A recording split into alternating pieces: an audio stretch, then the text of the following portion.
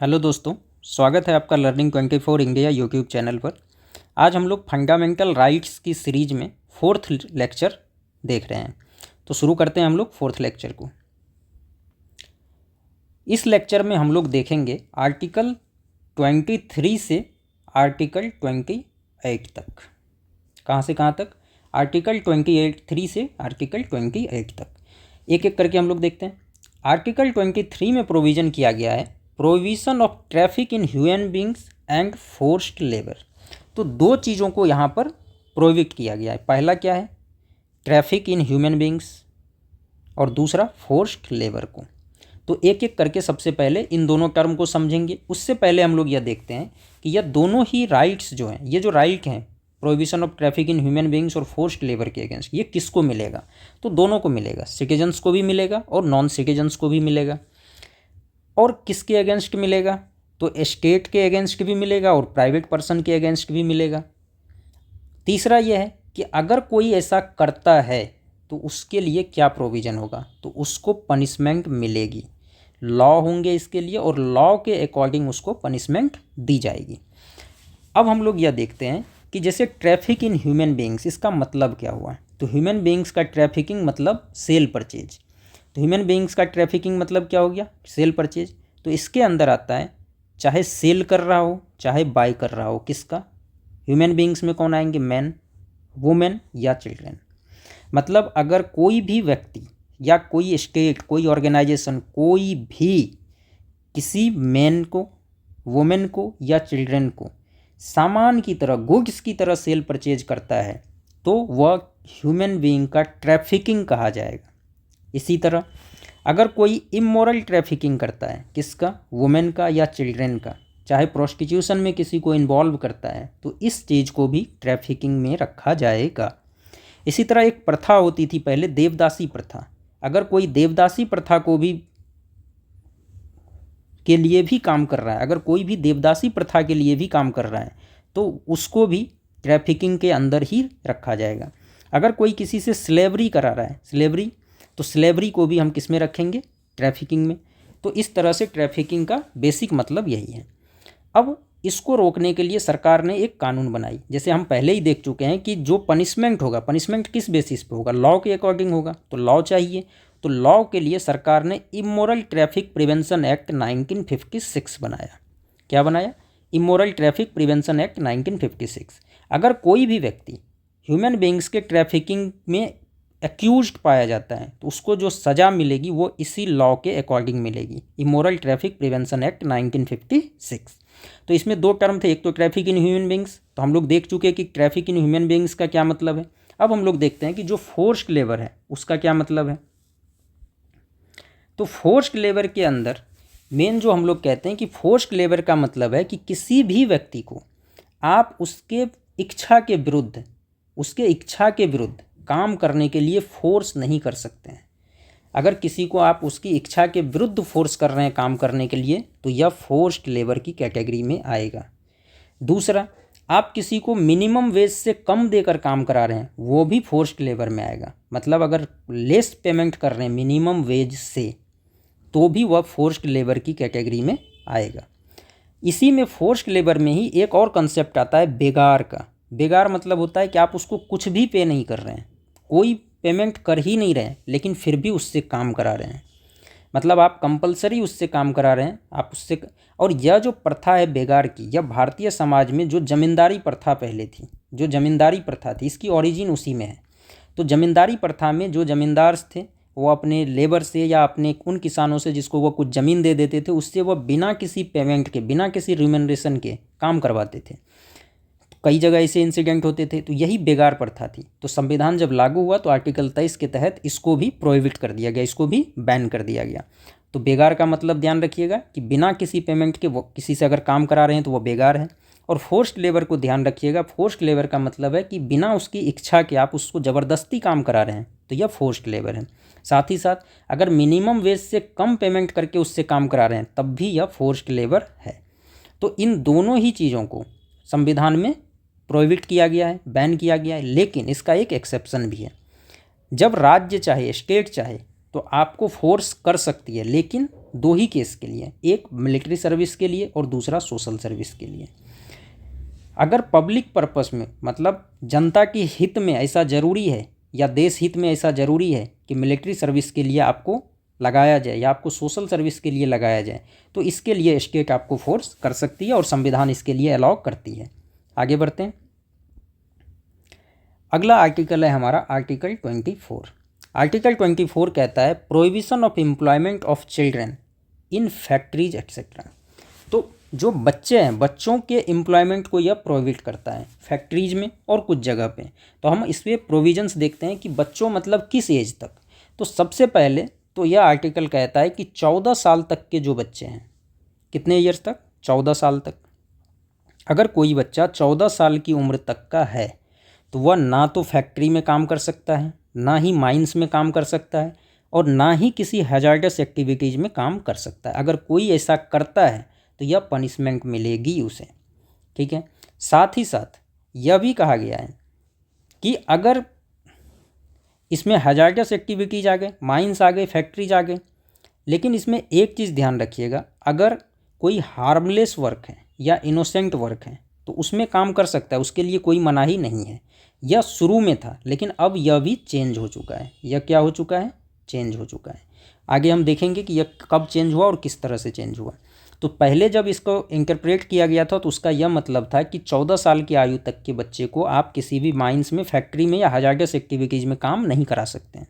हाँ, हार्मलेस काम आप करा सकते हैं, लेकिन अब यह भी ख़त्म कर दिया गया कि आप उससे हार्मलेस काम भी नहीं करा सकते हैं, ठीक है। तो जब इसको प्रोहिबिट किया गया था तो इसके लिए एक एक्ट भी लाया गया और वह एक्ट था child labour prohibition and regulation act 1986। Act कौन सा आया, child labour prohibition and regulation act 1986, और इस एक्ट के तहत ही सारे प्रावधान इससे संबंधित किए गए। लेकिन 2016 में इसको अमेंड कर दिया गया और जब 2016 में इसको अमेंड किया गया तो इसका नाम चेंज करके चाइल्ड एंड एडोलिसेंट लेबर, यहाँ पर यह ध्यान रखिए, पहले था चाइल्ड लेबर, अब क्या आ गया, चाइल्ड एंड एडोलिसेंट लेबर। तो यह एक नया वर्ड आया गया, ये क्या है, न्यू वर्ड आ गया। तो child and adolescent labour prohibition and regulation act 1986 हो गया। और इसी एक्ट के तहत जो 2016 में इसकी अमेंडमेंट हुई, इसी के तहत इसको चेंज कर दिया गया। तो मतलब अब 14 ईयर्स तक के बच्चों का कहीं पर भी काम करना बैन है, इसका कहीं भी काम करना बैन है, या कहीं काम नहीं कर सकता है अब, ठीक है, या अब ऐसे बच्चे अब कहीं पर भी काम नहीं कर सकते हैं। अब इसके आगे हम लोग देखते हैं 2005 ईस्वी में एक एक्ट आता है और वह था commission for protection of child rights act. इस एक्ट को ध्यान रखिए। इस एक्ट के तहत यह प्रावधान किया गया कि प्रत्येक राज्य में एक स्टेट कमीशन होगा और सेंट्रल लेवल पे एक नेशनल कमीशन होगा। किसके लिए, चाइल्ड राइट्स के प्रोटेक्शन के लिए। तो commission for protection of child rights act 2005 के तहत यह व्यवस्था की गई कि सभी राज्यों में एक स्टेट कमीशन बनेगा और देश में एक नेशनल कमीशन होगा बच्चों के राइट्स को प्रोटेक्ट करने के लिए। और साथ ही साथ देश में चिल्ड्रंस कोर्ट भी खोले जाएंगे ताकि जो बच्चों के खिलाफ वायलेंस होते हैं या उसके खिलाफ जो ऑफेंस होते हैं, जितने भी ऑफेंस होते हैं बच्चों के खिलाफ या उसके खिलाफ जो वायलेशन के केस आते हैं चाइल्ड राइट्स के अगेंस्ट, उस सभी का स्पीडी ट्रायल किया जा सके। तो यहाँ पर यह ध्यान रखिएगा कि commission for protection of child rights act 2005 के तहत एक तो कमीशंस बने, नेशनल कमीशन भी और स्टेट कमीशन भी, और दूसरा चिल्ड्रंस कोर्ट का प्रोविज़न किया गया। 2006 में जाके जो डोमेस्टिक सर्वेंट के तरह बच्चे काम करते थे, हमने पहले ही देख लिया कि हार्मलेस और इनोसेंट वर्क के लिए मना कर दिया गया, लेकिन यहाँ पर क्या हुआ 2006 में, जो डोमेस्टिक सर्वेंट्स काम करते थे और जो वर्कर्स काम करते थे ऐसी जगहों पे जैसे होटल्स में, ढाबा में, रेस्टोरेंट में, शॉप में, रिजॉर्ट्स में, चाय की दुकानों पर, यहाँ हम लोग अक्सर देखते हैं कि इन जगहों पर बच्चे काम करते हैं। तो इन सभी जगह जो बच्चे काम करते थे उसको भी बैन कर दिया गया। तो 2006 के बाद यह स्थिति हो गई कि बच्चे कहीं भी काम नहीं कर सकते। अगर 14 साल से कम के बच्चे हैं तो वह किसी के यहाँ डोमेस्टिक सर्वेंट की तरह भी काम नहीं कर सकता है और होटल, ढाबा, रेस्टोरेंट, चाय की दुकान, इन सभी जगहों पर भी वह काम नहीं कर सकता है। आगे बढ़ते हैं। अब हम लोग अगला है हमारा कि right to freedom of religion. Religion से रिलेटेड आपको क्या फ्रीडम दी गई है, क्या राइट्स आपको दिए गए हैं। अब जैसे हर आदमी का अपना अपना धर्म है, कोई किसी धर्म को मानता है, कोई किसी धर्म को मानता है, कोई किसी भी धर्म को नहीं मानता है, तो उससे संबंधित उसको क्या राइट्स दिए गए हैं, इसके बारे में हम आर्टिकल 25 से 28 के बीच पढ़ेंगे। तो इसमें सबसे पहला हमारा आता है आर्टिकल 25। आर्टिकल 25 कहता है freedom of conscience, free profession, practice and propagation of religion. मतलब क्या हुआ कि आप अपनी मर्जी से किसी भी धर्म को मान सकते हैं, उस धर्म के जो भी सिद्धांत हैं या उस धर्म से संबंधित जो भी प्रैक्टिस हैं, जो भी उसके संबंधित संस्कार हैं, उसको आप कर सकते हैं। उस धर्म के बारे में आपके जो विचार हैं, आप जिसको मानते हैं, आप उसके बारे में बात कर सकते हैं, बता सकते हैं, और आप उस धर्म का प्रचार प्रसार भी कर सकते हैं। ठीक है, तो आप धर्म को मान सकते हैं, धर्म के बारे में प्रचार प्रसार कर सकते हैं, धर्म की जो भी व्यवस्थाएं हैं उसको प्रैक्टिस कर सकते हैं, यह सब कुछ आप कर सकते हैं। लेकिन अगर किसी को आप कन्वर्ट करते हैं अपने धर्म में, इसका अधिकार आपको नहीं होगा। आप अपने तक उसको रखिए, आप मानिए, आप उसको प्रैक्टिस कीजिए, आप अपने विचार बताइए, लेकिन किसी को आप कन्वर्ट नहीं कर सकते हैं, यह राइट आपको नहीं होगा। तो यह जो राइट है आर्टिकल 25 के तहत, यह सभी सिटीजन्स को भी दिए गए हैं, और जो फॉरेनर्स हैं, नॉन सिटीजन्स हैं, उसको भी है। अगर किसी दूसरे देश का कोई नागरिक यहाँ आता है और वह किसी पार्टिकुलर धर्म को मानता है, तो वह उस धर्म से संबंधित ये सारे अधिकार उसको मिलेंगे। लेकिन इस पर कुछ रेस्ट्रिक्शंस लग सकते हैं, और रेस्ट्रिक्शन का क्या होगा कंडीशन, एक तो पब्लिक ऑर्डर, दूसरा मोरालिटी, तीसरा हेल्थ, और अदर प्रोविज़न, अगर ऐसा कुछ होता है। मतलब आप अपने धर्म का प्रचार प्रसार कर रहे हैं, कहीं पर एक जगह इकट्ठा होकर प्रचार प्रसार कर रहे हैं, और कहीं कभी ऐसा कुछ आ जाए, हेल्थ इमरजेंसी, कोई वायरस फैल रहा है या कुछ ऐसा, तो उस केस में आपको रिस्ट्रिक्ट किया जा सकता है कि आप घर में रहिए, आप ऐसे प्रचार प्रसार नहीं कर सकते हैं। इसी तरह से बाकी कंडीशन भी लग सकता है आपके ऊपर। अब इसमें क्या है कि स्टेट को कुछ पावर दिए गए हैं, जो सरकारें हैं उसको कुछ पावर दिए गए हैं इससे रिलेटेड। और क्या पावर दिया गया है, तो सबसे पहले तो उसे यह पावर दिया गया है कि वह रेगुलेट कर सकता है या रिस्ट्रिक्ट कर सकता है। किस चीज़ को, जो धर्म से संबंधित प्रैक्टिस है उसके इकोनॉमिक मैटर को, फाइनेंशियल मैटर को, पॉलिटिकल मैटर को, सेकुलर मैटर को। जो रिलीजियस प्रैक्टिस है, जो किसी भी धर्म का रिलीजियस प्रैक्टिस है, उससे संबंधित economic matter, financial matter, political matter या सेकुलर मैटर को या तो स्टेट रेगुलेट कर सकती है या रिस्ट्रिक्ट कर सकती है। दूसरा, जो हिंदू रिलीजियस इंस्टीट्यूशंस हैं उसको सभी क्लास के लिए और सेक्शंस के लिए ओपन कर सकती है। क्या कर सकती है, ओपन कर सकती है। तो जैसे हिंदू में कई सारे क्लासेस हैं, कई सारे सेक्शंस हैं, कबीरपंथी है, नाथपंथी है, और भी कई तरह के सेक्शंस हैं, सब क्लासेस हैं। इन सभी के लिए किसी भी हिंदू रिलीजियस इंस्टीट्यूशन को सरकार चाहे तो ओपन कर सकती है सभी के लिए। ठीक है, अब यहाँ पर यह ध्यान रखिएगा कि जो हिंदू हैं, इस हिंदू के अंदर ही सिख को भी रखा गया है, जैन को भी रखा गया है, और बुद्धिस्ट को भी रखा गया है। तो अगर कभी भी क्वेश्चन आता है कि आर्टिकल 25 के तहत जो हिंदू वर्ल्ड है उसके अंदर कौन कौन से समुदाय आते हैं, कौन कौन सा धर्म शामिल है, तो सिख भी शामिल है, जैन भी शामिल है, और बुद्धिस्ट भी शामिल है। जो अभी कुछ समय पहले से विवाद चलते हैं कि अलग अलग हिंदू मंदिरों को अलग अलग क्लास के लिए या महिलाओं के लिए ओपन करने, खोलने के लिए जो बात होती है, वह सभी आर्टिकल 25 के तहत जो राज्य को यह अधिकार दिया गया है, इसी के तहत किया जाता है। आगे बढ़ते हैं।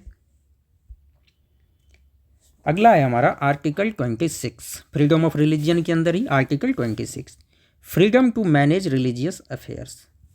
तो आपको किसी भी नागरिक को या किसी भी फॉरेनर्स को भी यह अधिकार होगा कि वो अपने रिलीजियस अफेयर को मैनेज कर सके। मतलब तो मैनेज करने में यहाँ पर एक चीज़ ध्यान रखिएगा कि यह जो राइट है वह सभी रिलीजियस डिनोमिनेशन को है और उसके सभी सेक्शंस को है। पहले वाले में हम बात कर रहे थे कि इंडिविजुअल चॉइस की बात कर रहे थे, इसमें हम क्या बात कर रहे थे, इंडिविजुअल चॉइस की, कि आप किसी धर्म को मानते हैं, उसका प्रचार प्रसार कर रहे हैं, उसके जो भी सिद्धांत हैं उसको प्रैक्टिस कर रहे हैं, या उसके बारे में प्रचार कर रहे हैं, दूसरों को बता रहे हैं, अपने व्यूज रख रहे हैं। तो यहाँ पर्सन के बारे में बात कर रहे थे। यहाँ किसके बारे में बात कर रहे थे, पर्सन के बारे में, मतलब इंडिविजुअल के बारे में। जबकि यहाँ जब हम बात कर रहे हैं आर्टिकल 26 के तहत, तो यहाँ रिलीजियस डिनोमिनेशन की बात कर रहे हैं या इसके सेक्शन की, मतलब यहाँ पूरी की पूरी कम्युनिटी की बात कर रहे हैं। यहाँ किसकी बात कर रहे हैं? पूरी की पूरी कम्युनिटी की। तो आप क्या अधिकार होंगे इस पूरी कम्युनिटी की? किसी भी रिलीजियस डिनोमिनेशन या उसके सेक्शन को क्या अधिकार दिया गया आर्टिकल 26 में? तो उसको अधिकार है वह किसी भी रिलीजियस इंस्टीट्यूशन को एस्टेब्लिश कर सकता है, मेंटेन कर सकता है। मतलब आप अपने रिलीजियन को से संबंधित किसी भी इंस्टीट्यूशन को एस्टेब्लिश कीजिए, मेंटेन कीजिए, कोई इशू नहीं है। दूसरा, जब आपने एस्टेब्लिश किया है उसको, तो उसके जो भी अफेयर्स हैं उसको मैनेज कीजिए, इसका भी आपको अधिकार होगा। तीसरा, उस संस्था के लिए आप मूवेबल और इमूवेबल प्रॉपर्टी एक्वायर कीजिए। आपको अधिकार है कि आप संस्था एस्टेब्लिश कीजिए, संस्था को मेंटेन कीजिए, उस संस्था को मैनेज कीजिए, उस संस्था के लिए आप मूवेबल और इमूवेबल प्रॉपर्टी एक्वायर कीजिए। और तीसरा, जो भी प्रॉपर्टी है उसका एडमिनिस्ट्रेशन कीजिए एज पर लॉ। मतलब अब संस्था के लिए आपने प्रॉपर्टी खरीदी है, तो आप चाहें तो उसको बेच सकते हैं, चाहें तो उसको और बढ़ा सकते हैं, उस पर और कुछ बनवा सकते हैं, लेकिन जो कुछ भी करेंगे वो लॉ के अकॉर्डिंग ही करेंगे। तो यह आर्टिकल 26 के तहत राइट्स हैं। आगे बढ़ते हैं।